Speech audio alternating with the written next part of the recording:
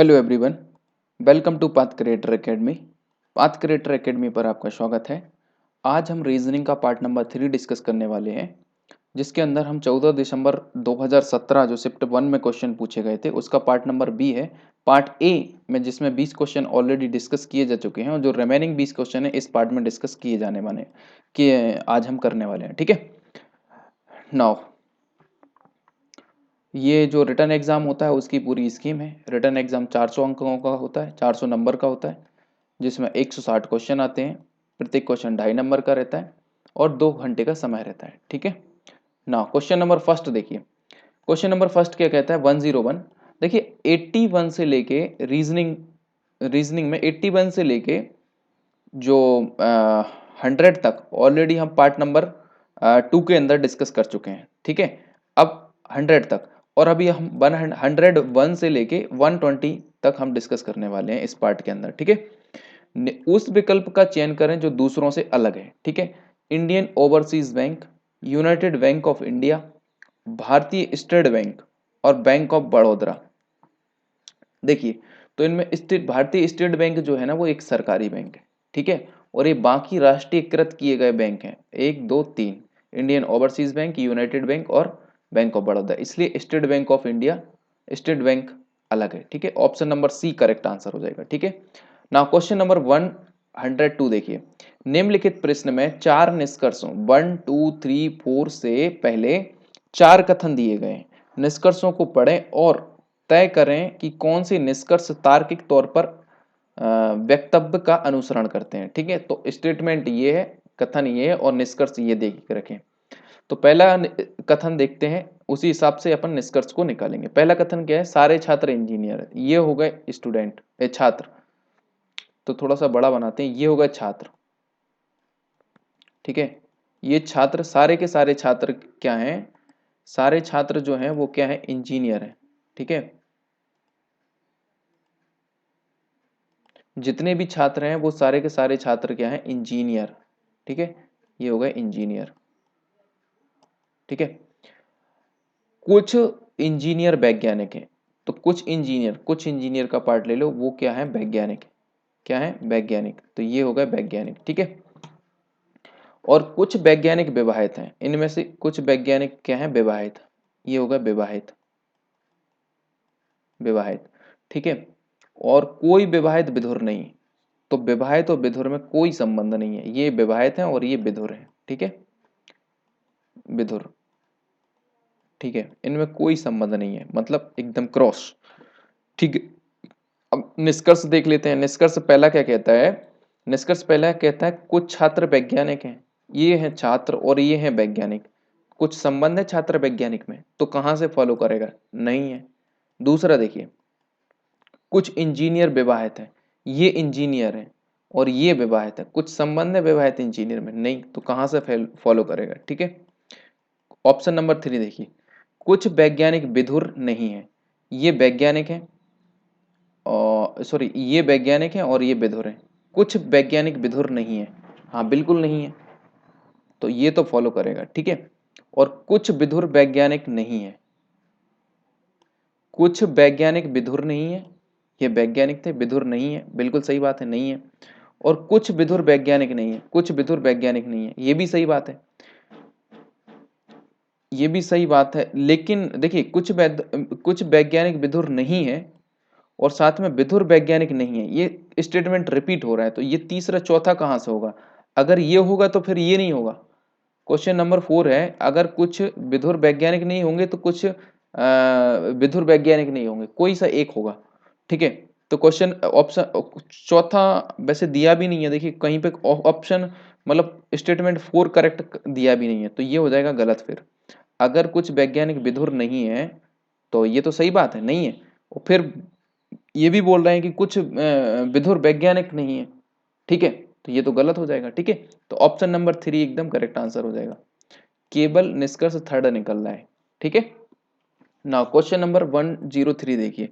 103 क्या कहता है, CUSTOM कस्टम को PQUTUW में लिखा जाता है, तो उसी कूट भाषा में सीक्रेट को क्या लिखा जाएगा। देखिए CUSTOM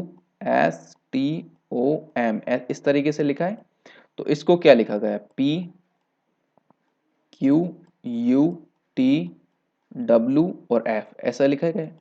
तो देखिए C से कितना बड़ा है, C इस तरीके से C D E F मतलब +3 करके आया है, U से U V W +2 करके W आ गया, 3 के बाद +2 करके W आ गया, R S T +1 ही करके आ गया, +1 बड़ा और अगला ही अक्षर हो गया है ना, S T U R S T U इसमें भी +1 बड़ा है, O P Q इसमें तो 2 बड़ा है, M N O P इसमें +3 बड़ा है, ऐसे ही हो रहा है ना।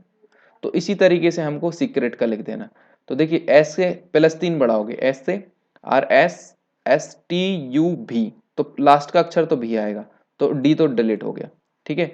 इसमें फिर दूसरा वाला है, उसमें 2 बढ़ाना है, E से क्या हो जाएगा, E F G, जहां पर G होगा मतलब ये भी गलत हो गया, अब ये 2 बचे, ओहो E और G, तो ऑप्शन नंबर सी करेक्ट हो जाएगा क्योंकि जी भी कहीं पे है ही नहीं है, यहाँ पे तो एस है, तो 103 का ऑप्शन नंबर सी यहीं पे करेक्ट है, ठीक है। नाउ नेक्स्ट क्वेश्चन देखिए, क्वेश्चन नंबर 104 क्या कहता है, 104 कहता है कि नीचे दिए गए रेखा चित्र में से कौन एयरपोर्ट, रनवे और हैंगर में संबंध दर्शाता है। तो एयरपोर्ट जो रहता है उसके अंदर हैंगर और रनवे दोनों चीज मिलेंगे, तो इस तरीके का डायग्राम कौन सा है, ऑप्शन नंबर डी है। तो एयरपोर्ट रहता है उसके अंदर रनवे जहां पर जहां पर आपका एरोप्लेन रन करता है, और हैंगर जहां पर रखा जाता है एरोप्लेन, तो दोनों चीज मिलेंगे आपको एयरपोर्ट के अंदर, ठीक है, ऑप्शन नंबर डी।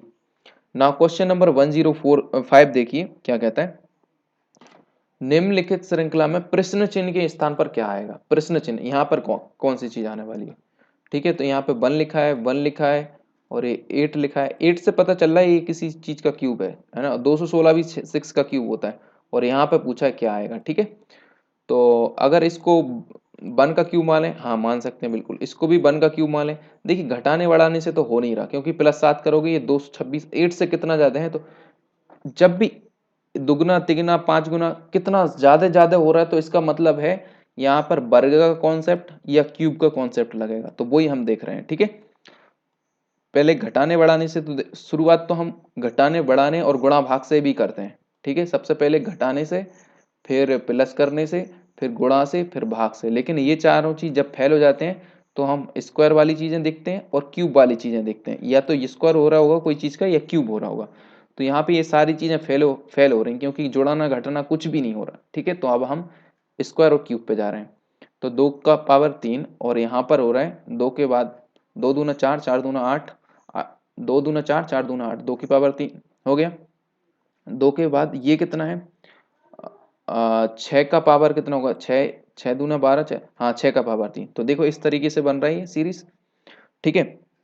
अब इसमें अगला पूछ रहा है, तो अगला क्या होगा, ठीक है। तो यहाँ पर अगर देखा जाए तो एक में किसका मल्टीप्लाई होगा, 1 में अगर 1 का मल्टीप्लाई करें तो 1 ही आएगा, और 1 में अगर हम 2 का मल्टीप्लाई कर रहे हैं तो हमें 2 ये बेस मिल जाएगा, ठीक है। और 2 में हम कितने का मल्टीप्लाई करेंगे, 3 का मल्टीप्लाई करें तो ये 6 मिल जाएगा। अब 6 में अगर हम 4 का मल्टीप्लाई कर रहे हैं तो हमको 24 मिल जाएगा कि नहीं, और 24 का सभी का क्यूब हो रहा है तो 24 का भी क्यूब हो गया, ठीक है। अब 24 का क्यूब कर लेते हैं, वही आपका आंसर हो जाएगा। तो 24 का क्यूब किस तरीके से करें, 24 इंटू 24 इंटू 24, ठीक है, इस तरीके से हमको करना है।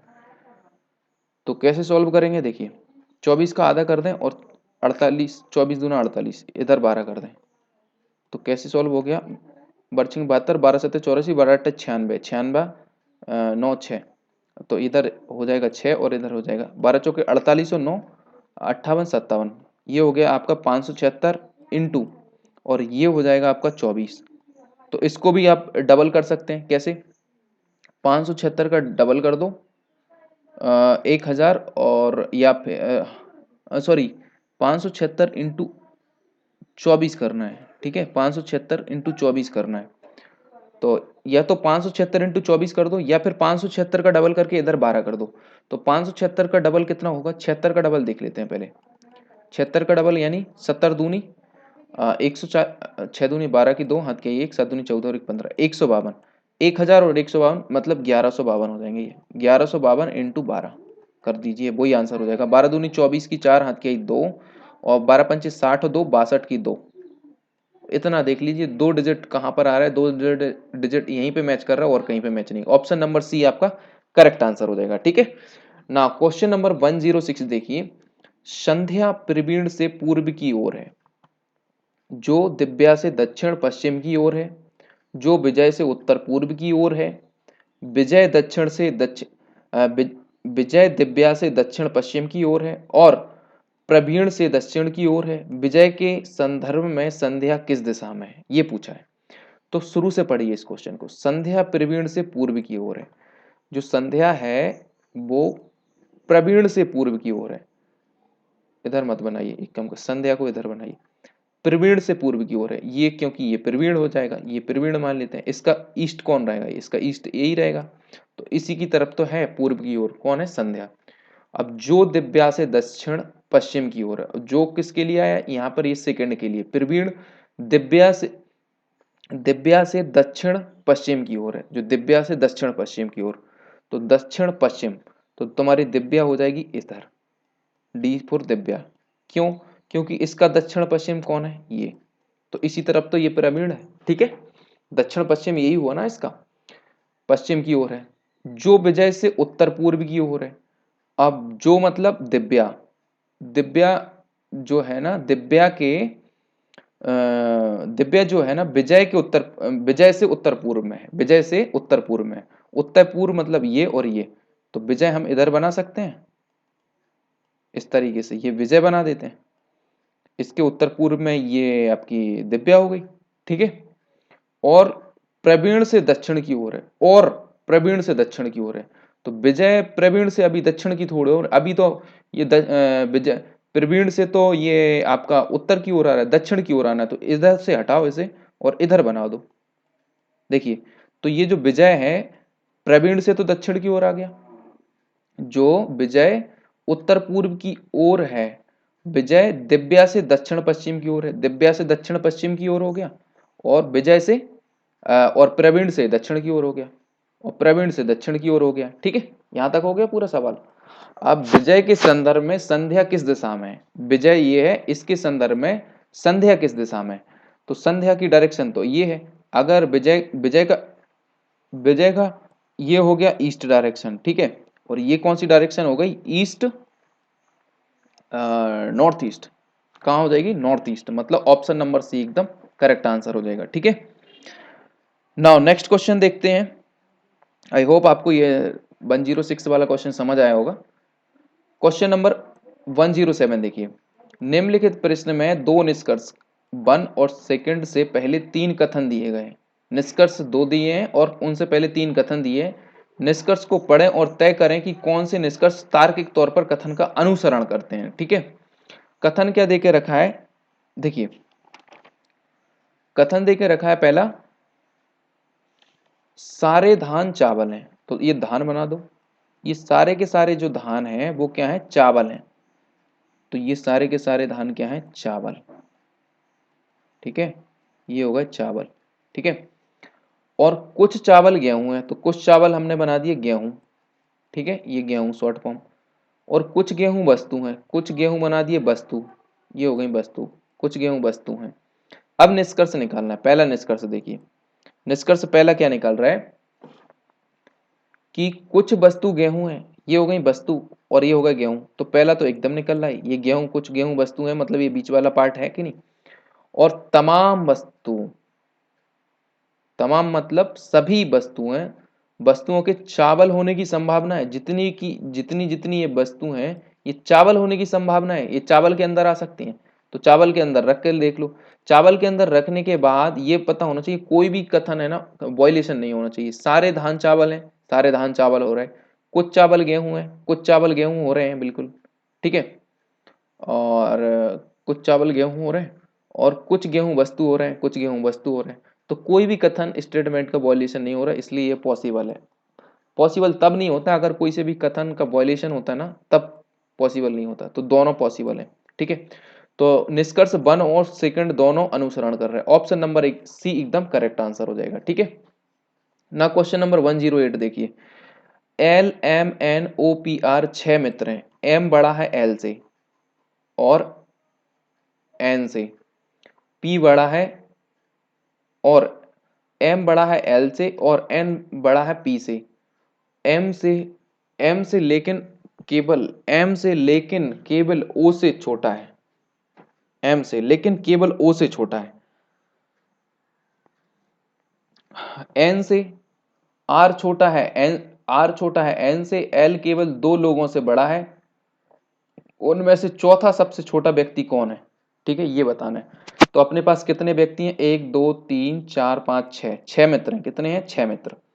तो पहला क्या कहता है, एम बड़ा है एल से, तो एम को हम बड़ा बना देते हैं, एम जो है वो बड़ा हो जाएगा किससे, एल से, ये एल छोटा हो गया, एम बड़ा हो गया, और एन से पी बड़ा है, और एन से पी बड़ा है, एन से कौन बड़ा है, पी बड़ा है, ठीक है। अब इन दोनों में कुछ अभी संबंध तो बताया नहीं, एन से पी बड़ा है, लेकिन बड़ा है, देखिए एन से पी बड़ा है, लैंग्वेज बहुत ज्यादा डिफिकल्ट है, देखिए समझने की कोशिश करना है, पी बड़ा है, एम से, देखिए एन से पी बड़ा है, एम से लेकिन केवल ओ से छोटा है, एन से पी बड़ा है, एन से पी बड़ा है, एम से लेकिन केवल ओ से छोटा है। अब ये कैसे, एम से लेकिन ओ से छोटा है, एम से तो बड़ा है ना, हाँ तो एम से बड़ा है तो किस तरीके से, नहीं एम से बड़ा है तो मतलब पी और एन इधर आ जाएंगे, पी एन से, केवल ओ से छोटा है, केवल ओ से छोटा है, एन से पी बड़ा है, केवल ओ से छोटा है, मतलब ओ इधर आ जाएगा आपका, ठीक है।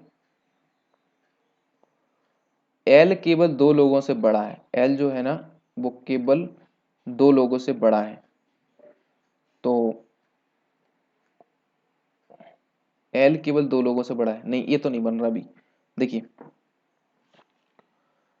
सबसे पहले बोला था एम बड़ा है, एम जो वो है वो बड़ा है एल से, ये तो ठीक है, एम बड़ा है एल से, ठीक है। और फिर बोला था, फिर बोल रहा है एल बड़ा है, एम बड़ा है, एम जो एम बड़ा है एल और एन से, और एन से, देखिए अब इधर बोला जाए एन से या पी बड़ा है, एम बड़ा है एल और एन, एन से पी बड़ा है, अच्छा इतना इतना बोला, एम बड़ा है एल, ठीक है, एम बड़ा है एल और एन, एन से पी बड़ा है, पी बड़ा है तो मतलब आपको पी इधर लिखना है और एन इधर लिखना है, तो ये तो इधर तक तो हो चुका है, ठीक है। अब आगे देखिए, अब आगे देखते क्या बोल रहा है, पी बड़ा है, एम से लेकिन केवल ओ से छोटा है, एम से लेकिन ओ से छोटा है, ओ से छोटा है, तो ओ बड़ा होगा, ओ बड़ा होगा, ठीक है, तो ये हो जाएगा ओपीएन, ठीक है। और आर छोटा है एन से, आर छोटा है एन से, तो एन से छोटा कौन हो जाएगा, आर हो जाएगा कि नहीं, ठीक है। अब क्या कह रहा है, उन एल से केवल, एल केवल दो लोगों से बड़ा है, अब एल कहाँ पे आएगा, एल से केवल दो लोग, एल से केवल दो लोगों से बड़ा है, एल केवल दो लोगों से बड़ा है, तो एल कहाँ पर आ जाएगा आपका, दो लोगों से, केवल दो लोगों से बड़ा है, ठीक है। तो यहाँ पे दो लोग कौन कौन से आ जाएंगे, आर और एन आ सकते हैं, ये दोनों लोग, और एम इस तरीके से हो जाएगा ओ पी, ओ पी, और इधर आ जाएगा एल, और इधर आ जाएगा आपका बड़ा एन।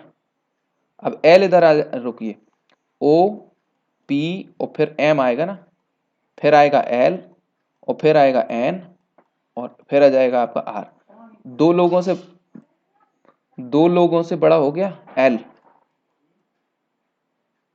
ठीक है, 2 लोगों से बड़ा हो गया, तो ये आपका सही सीक्वेंस है। अब देखिए क्वेश्चन क्या पूछा, उनमें से चौथा सबसे छोटा, तो सबसे छोटे की बात करें तो ओ हो गया, ठीक है, और चौथा पूछा है तो 1 2 3 4, चौथा सबसे छोटा कौन हो जाएगा, एम। ऑप्शन नंबर एम कहां पर है, option number A correct answer हो जाएगा। ठीक है, नाउ नेक्स्ट क्वेश्चन देखिए, क्वेश्चन नंबर 109 क्या कहता है, 109 कहता है कि नीचे दिए गए प्रश्न में दो कथनों के बाद दो पूर्वानुमान है, फर्स्ट और सेकंड दिए गए, कथन की हर बात को सत्य माने और तय करें कि उनमें से कौन सा पूर्वानुमान कथन में अंतर्निहित है। ठीक है, कथन स्टेटमेंट क्या देखे रखा है, सरकार ने निजी डॉक्टरों को उनकी फीस बढ़ाने की अनुमति दे दी है। निजी डॉक्टर मतलब जो प्राइवेट हॉस्पिटल में काम करते हैं, उनको फीस बढ़ाने की अनुमति दे दी है। पूर्वानुमान क्या है, निजी डॉक्टरों को वित्तीय कठिनाइयां हैं, कठिनाई है कि सरलता है, इसकी बात कथन में की गई है, तो ये तो वैसे ही पूर्वानुमान नहीं है। ठीक है, सरकारी डॉक्टर अपनी फीस में वृद्धि नहीं, सरकारी प्राइवेट की कोई बात ही नहीं है, और अच्छा प्राइवेट की बात है, सरकारी की तो कोई बात ही नहीं है। ठीक है, तो ये तो वैसे ही गलत हो जाएगा, तो ना तो आपका ये फॉलो कर रहा है ना दूसरा फॉलो कर रहा है। ठीक है, तो 109 का ऑप्शन नंबर डी एकदम करेक्ट आंसर हो जाएगा। ठीक है, ना क्वेश्चन नंबर 110 देखिए, दिए गए विकल्पों में से असंगत समूह को छांटो। असंगत क्या होता है, जैसे बी के बाद क्या हुआ, बी के बाद बी में सी डी ई मतलब 3 नंबर का ई आ गया, ई के बाद एफ जी एच आई, फिर चौथे नंबर का आई आ गया, 3 और 4 इस तरीके से बढ़ गया।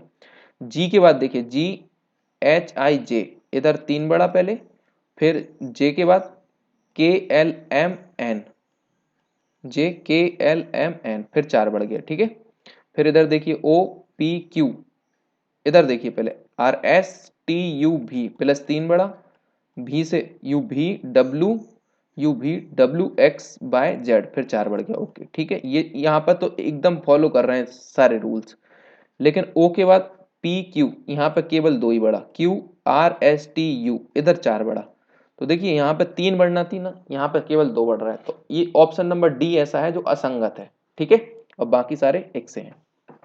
क्वेश्चन नंबर 111 मतलब 111 देखिए, निम्नलिखित कथनों को पढ़ें और उत्तर दें कि निम्नलिखित में से कौन सा तर्क मजबूत है। कथन देखिए क्या कहता है, स्कूलों में धर्म पढ़ाया जाना चाहिए। ठीक है, अच्छी बात है। तर्क क्या है, और पहला तर्क क्या है, नहीं हमारा देश धर्मनिरपेक्ष है। धर्मनिरपेक्ष है तो हम हिंदू मुस्लिम थोड़ी कर रहे हैं, हम तो पढ़ने की बात कर रहे हैं कि कौन हिंदू है कौन मुस्लिम है, मतलब किन के रिलीजन में क्या चीज रहती है। तो तर्क पहला तो एकदम असंगत है, ये सही नहीं है। हाँ, धर्म की शिक्षा बच्चों में नैतिक मूल्यों को जन्म देती है, तो ये कथन मजबूत है। ऑप्शन नंबर कथन केवल तर्क सेकंड मजबूत है, पहला तो मजबूत नहीं है, केवल तर्क सेकंड मजबूत है, पहला तो एकदम गलत बात बोल रहा है। ठीक है, नाउ नेक्स्ट क्वेश्चन देखिए, क्वेश्चन नंबर 112, नीचे दिए गए प्रश्न में दो कथन फर्स्ट और सेकंड दिए गए हैं, तय करें कि क्या कथनों में उपलब्ध कराए गए तथ्य प्रश्न का जवाब देने के लिए पर्याप्त हैं। दोनों कथन पढ़ें और उत्तर दें। ठीक है, क्वेश्चन नंबर 112, अब 112 में देखिए क्या देके रखा है, पहले देके रखा है पी क्यू आर एस और टी में कौन तीसरा सबसे बड़ा है, तीसरा सबसे बड़ा है। तो पहला स्टेटमेंट क्या देके रखा है, देखिए पहला कथन से क्या निष्कर्ष निकल, ये इससे क्या बन रहा है, टी पी से बड़ा है, टी जो है वो पी से बड़ा है, तो ये तो एकदम सिंपल, यहाँ पर टी जो है ना वो पी से बड़ा है, इतना इसकी लैंग्वेज थोड़ी सही लिखी है। जो भी से बड़ा है, जो होता है सेकंड, सेकंड के लिए जो भी से बड़ा है, तो भी आपका ऐसा हो गया, पहले स्टेटमेंट से आपका ये बन गया। ठीक है, बन गया। फिर नेक्स्ट, नेक्स्ट देखिए, नेक्स्ट क्या कह रहा है, ये तो पहले स्टेटमेंट से बन गया, तो पहले स्टेटमेंट से क्या हम जवाब दे पा रहे हैं, पहले तो ये देखिए क्वेश्चन क्या पूछा था, तीसरा सबसे बड़ा। अब तीसरा सबसे बड़ा, पहले तो ये 5 लोग हैं, कितने लोग हैं, P Q are S T 5 लोग हैं, तो इनमें से तीसरा सबसे बड़ा हम कैसे बता सकते हैं, तो पहला केवल कथन पहला ही उत्तर देने के लिए ये तो एकदम गलत हो जाएगा। ठीक है, अब देख लेते हैं हम दूसरा स्टेटमेंट, टी पी से बड़ा है। दूसरा स्टेटमेंट क्या है, पी क्यू से बड़ा है, क्यू से बड़ा है पी। ठीक है, बड़ा है, और आर केवल एस से बड़ा है, आर जो है आर जो है वो केवल और केवल एस से बड़ा है, केवल और केवल किससे बड़ा है, एस से। तो एस कहां पर हो जाएगा आपका, इस तरीके से, नहीं नहीं, एस से बड़ा है ना, तो इधर आएगा एस, इधर थोड़ी आएगा, ठीक है, एस से बड़ा है, आर जो है ना एस से बड़ा है। तो ये दूसरे कथन से आ गया और ये पहले कथन से। तो इससे कोई पता चल रहा है, कहीं पे पता चल रहा है कि तीसरा सबसे बड़ा कौन है। देखिए आर का कहाँ पे, यहाँ पे कौन, दोनों में कुछ नहीं है, ठीक है, तो मैं कैसे रखूँ ना, ऐसे संबंध है। अब P बड़ा है Q से, तो Q इधर भी आ सकता है और इधर भी आ सकता है, ठीक है। तो इनसे तीसरा सबसे बड़ा मैं किसी पहले और दूसरे स्टेटमेंट में से किसी में से आंसर नहीं दे पा रहा है, ठीक है। तो कथन फर्स्ट और सेकंड के तथ्य मिलाकर प्रश्न का उत्तर देने के लिए पर्याप्त नहीं है। ऑप्शन नंबर ए एकदम करेक्ट आंसर हो जाएगा, दोनों को मिलाकर भी हम आंसर नहीं दे पा रहे हैं, ठीक है। नाउ क्वेश्चन नंबर 113 देखिए, उस विकल्प का चयन करें जो दूसरों से एकदम अलग है। जर्मनी, फ्रांस, इंडोनेशिया और इटली। देखिए जर्मनी जो है ना वो यूरोप का देश है कि नहीं, और France is also from Europe, France भी यूरोप का है और इटली भी यूरोप का है, तीनों यूरोपियन कंट्री हैं, ठीक है। बट इंडोनेशिया आपका एशिया के अंदर आता है, ठीक है। तो जो दूसरों से अलग हो, इंडोनेशिया ही अलग है, तो ऑप्शन नंबर बी एकदम करेक्ट आंसर हो जाएगा। क्वेश्चन नंबर 114 देखिए, बी एक हवाई अड्डा है जो शहर ए के दक्षिण पश्चिम में। तो शहर ए बना लेते हैं, ये हो गया इसका पूरा नॉर्थ साउथ ईस्ट वेस्ट। इसके दक्षिण पश्चिम में ये हो गया इसका दक्षिण, और इसके पश्चिम में जो शहर ए के दक्षिण पश्चिम में 4 किलोमीटर की दूरी पर है। तो ये 4 किलोमीटर की दूरी पर आपका क्या है, बी एक हवाई अड्डा है, ये हवाई अड्डा हो गया, ठीक है, 4 किलोमीटर के डिस्टेंस पे। शहर सी, शहर ए के दक्षिण में, शहर सी मान लेते हैं ए के दक्षिण में, मतलब मैं मान लेता हूं सी इधर हो गया, ए के दक्षिण यही होता है। शहर सी ए के दक्षिण में और बी के पूर्व में, हाँ बी के पूर्व में हो गया शहर सी, और ए के दक्षिण में हो गया, सही डायरेक्शन है सी की, ठीक है, स्थित है, यहां तक हो गया। शहर सी डी की पश्चिम दिशा में 4 किलोमीटर की दूरी पर है। शहर सी जो है, जो शहर सी है वो डी की पश्चिम दिशा में, डी की पश्चिम दिशा में, तो डी इधर बना लेते हैं। उसकी पश्चिम दिशा कौन सी रहेगी, उसकी पश्चिम दिशा ये रहेगी, उससे 4 किलोमीटर की डिस्टेंस पे है, बिल्कुल सही बात, 4 किलोमीटर की दूरी पे बना लिया हमने डी भी। डी एक हवाई अड्डा है, डी भी एक हवाई अड्डा है, ठीक है।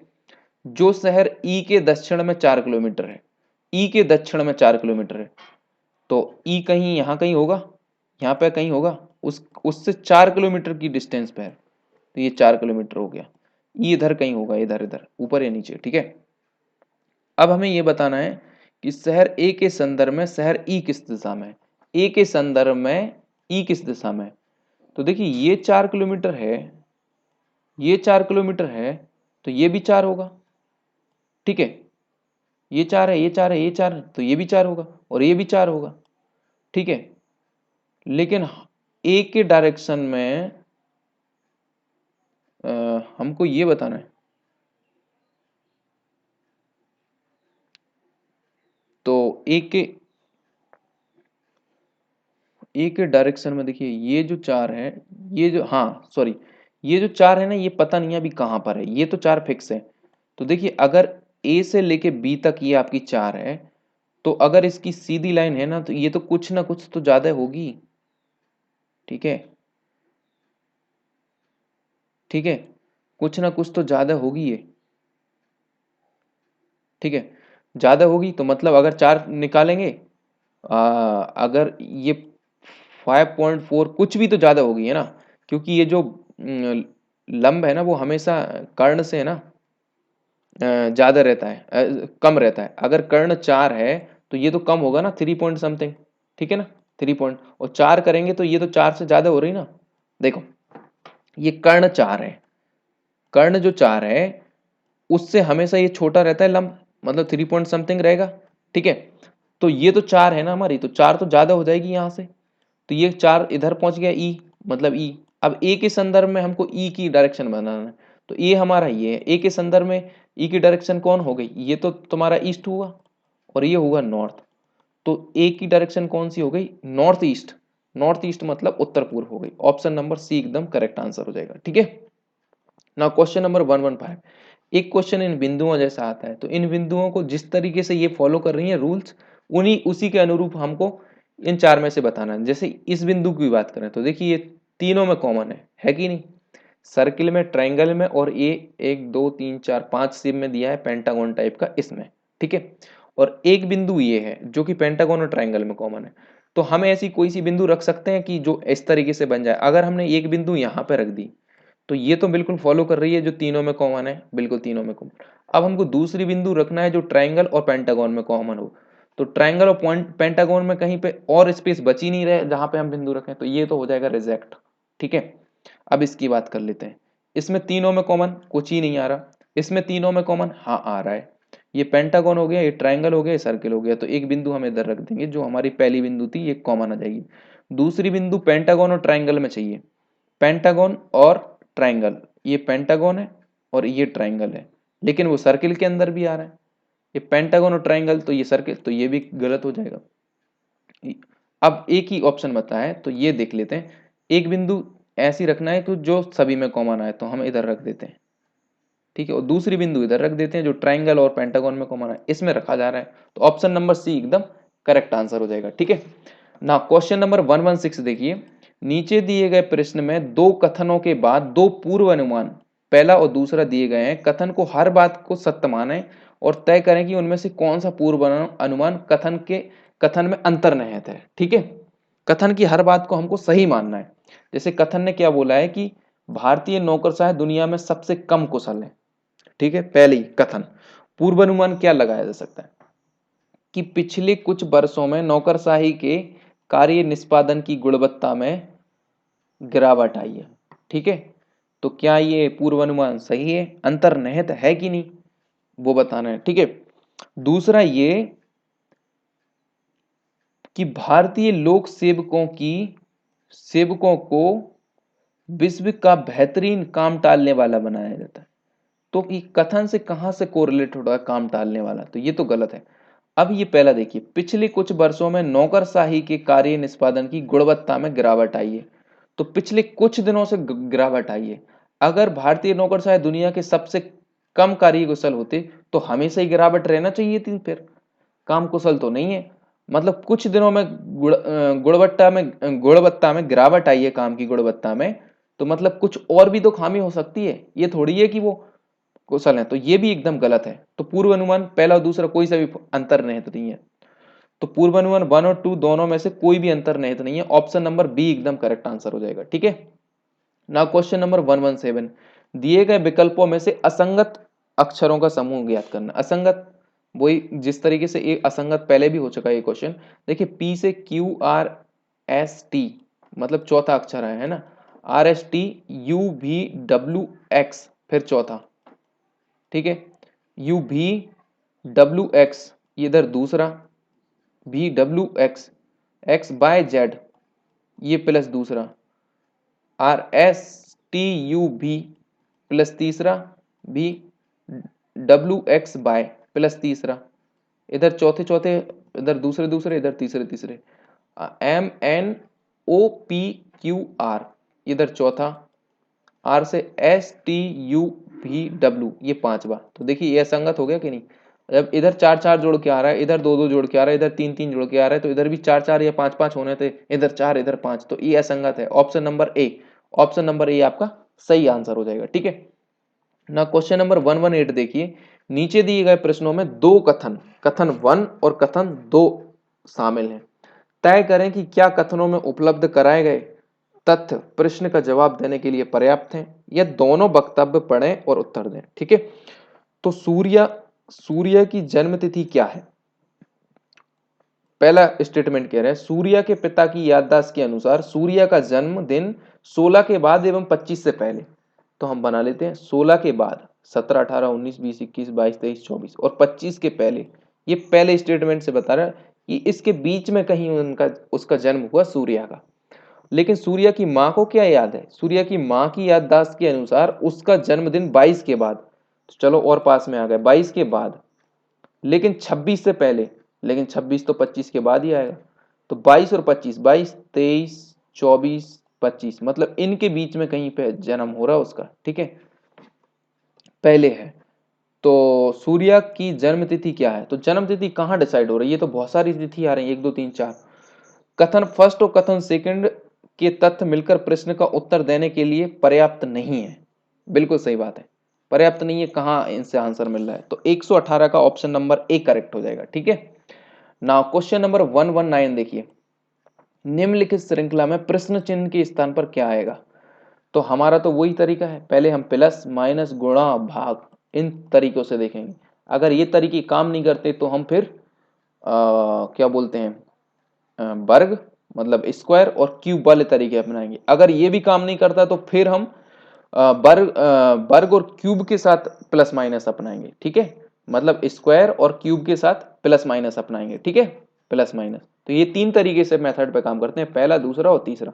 तो पहले ही काम करते हैं, 178 से 538, तो 538 फिर 1000, अच्छा बहुत ज्यादा बढ़, चलिए पहले 538 देख लेते हैं। 538 में से अगर हम 178 माइनस करते हैं तो हमारा कितना बच रहा है? 8, 13 में से 7 और 6 13, 360, 360 आ रहे हैं। अब ये देख लेते हैं 1098 में से 538 घटा के देख लेते हैं, 538, 0 9 में से 3 गए 6 और 10 में से 5 गए 5 और इधर जी 360 और 560। पहले 360 मतलब इसके और इसके बीच का कितना डिफरेंस है? 360।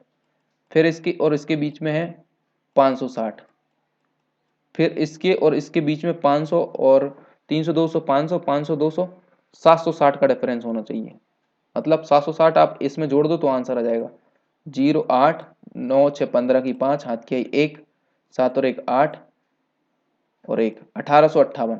हाँ 1858 है ऑप्शन में, लेकिन वेरीफाई करने के लिए फिर इसमें 300 200 560 760 फिर 960 इसमें जोड़ो, इसमें 960 जोड़ो तो हमें ये मिलना चाहिए, ठीक है। तो 8 और 8 ये हो गए, 6 5 11 की 1, हाँ बिल्कुल मिल रहा है, 18 आ रहा है लास्ट में, है ना। तो हमें ये मिल रहा है 2818, ठीक है। 6 5 11 की 1 हाथ की 1 9 और 1 10 और 8 18 की 8 हाथ की यार 28 28 18 आ रहा है, ठीक है। तो हमारा कौन सा ऑप्शन हो जाएगा? ऑप्शन नंबर ए एकदम करेक्ट आंसर हो जाएगा, ठीक है ना। क्वेश्चन नंबर 120 देखिए, एक विशेष, इससे पहले इरेज कर लेते हैं, इरेज ऑल, ठीक है। क्वेश्चन नंबर 120 देखिए, एक विशेष कूट में स्विंग को क्या लिखा है हमने? स्विंग को लिखा है PSFPF लिखा जाता है। तो उसी कूट भाषा में हमको लिखना है SWEAT को क्या लिखेंगे? तो देखिए SW, इधर ही देख लीजिए,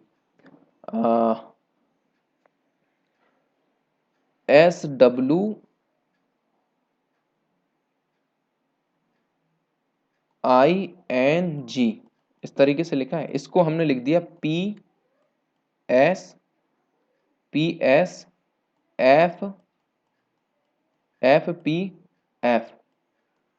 पहले वर्ड देख लीजिए, 2 3 5 इसमें है, 3 2 5 इसमें, तो यहाँ पे जी। तो इनके नंबर लिख लीजिए, S होता है 19, W होता है 23, I होता है 9 और N होता है MN 14 होता है और G होता है 7, ठीक है। ऐसे ये 6 होता है और P होता है 16, F होता है 6 और S होता है 19 और P होता है 16, ऐसे ही होता है ना। देखिए 16 से प्लस 3 किया, ऐसा ही हो रहा है ना, 3 19 हो गया, 19 से प्लस 4 किया, ये इस तरीके से बन रहा है, ठीक है, बन रहा है। 6 से प्लस 1 हो रहा है, पहले 3 हो रहा है फिर प्लस 4 हुआ, तो 3 और प्लस 4 कैसे होगा? देखो स्वीट को बनाना है, SWEAT,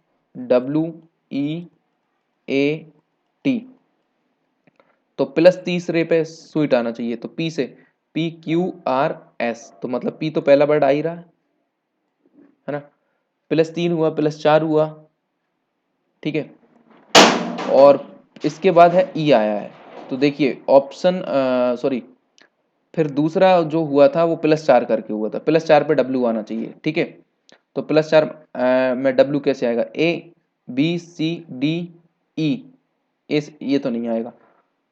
1904-23 हुआ था ना, तो एस से देख लेते हैं, SRSTUVW, एस से आ रहा है, तो ये दो तो एकदम रिजेक्ट हो गए, अब ये दो बचे, तो एस आ जाएगा इधर। फिर लास्ट वाला और देख लीजिए, लास्ट में तो सेम आ रहा है, इसलिए एस एस चेक मत करो। तीसरा चेक करिए, ये एफ है 6 से 9, मतलब 6+3 और हो रहा है, +3 के बाद ई आना चाहिए, तो ABCD +3 के बाद जो है, देखिए इसमें +3 हो रहा है ना,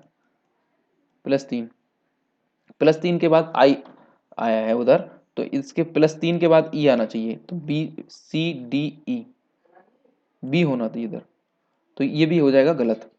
ठीक है, तो PSB, इनमें से कोई सा ऑप्शन नहीं है, PSB करके एक ऑप्शन आएगा। ठीक है, और लास्ट वाला क्या हो रहा है, 6 से 7, तो मतलब जो है ना, इनमें से कोई सा ऑप्शन, सारे ऑप्शन गलत हैं। ठीक है, नाउ नेक्स्ट, ये पार्ट नंबर 3 यहाँ पे खत्म होता है, अगला पार्ट 4 रहेगा।